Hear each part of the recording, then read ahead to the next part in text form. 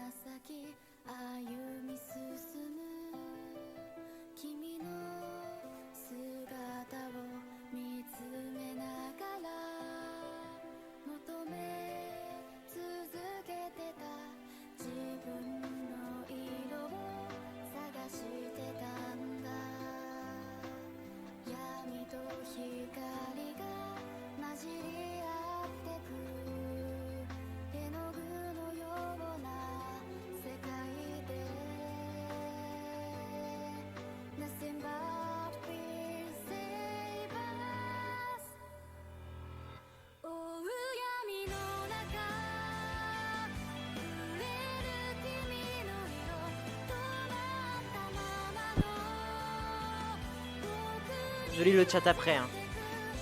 Ouais.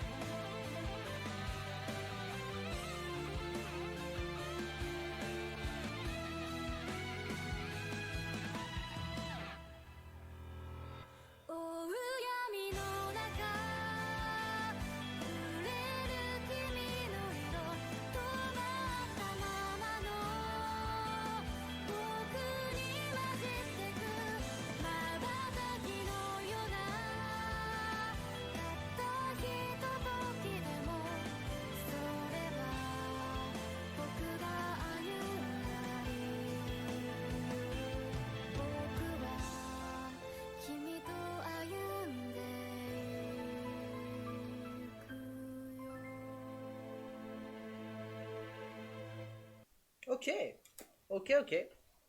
Donc la musique qu'on vient d'écouter, donc c'est donc un opening de série japonaise. Et ça sent qu'il y a cette touch japonaise. Parce qu'il y a le piano qui joue dans les aigus pour la nostalgie.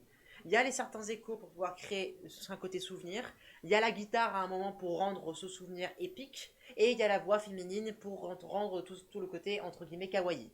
Il y a tout ça. Donc ça, bien évidemment que c'est une chanson japonaise. Mais à part les éléments que je viens de dire, est-ce qu'il y a quelque chose de spécial avec cette musique? Eh bien, oui et non. C'est-à-dire que s'il y a des éléments en plus, comme par exemple un orchestre entier pour renforcer le côté souvenir et le côté puissant, et il y a un petit côté dynamique qui fait un petit peu diaporama, je trouve, mais qui fonctionne. Mais voilà, à part ça, il n'y a pas grand-chose en fait. Bah, c'est même un peu dommage. pour ça que cette musique, il n'y a pas grand chose à dire, vu qu'elle est très classique. Elle est très classique dans son exécution. C'est que il y a la voix, il y a la guitare, il y a le piano, il y a l'écho, il y a l'orchestre. Enfin, c'est. On connaît en fait. À partir d'un moment où tu as fait plus de 50 analyses de musique, à un moment tu connais les patterns quoi. À un moment, est-ce que ça évolue vers quelque chose? Bah, pas vraiment en fait. C'est pour ça que cette musique elle va partir en sympa, mais pas plus. Pas plus que sympa. Parce que déjà, faut quand même respecter un peu les musiciens et tout. Cette musique là, pas plus que sympa. Attends, comment elle s'appelait? Du Kamen Rider. Alors,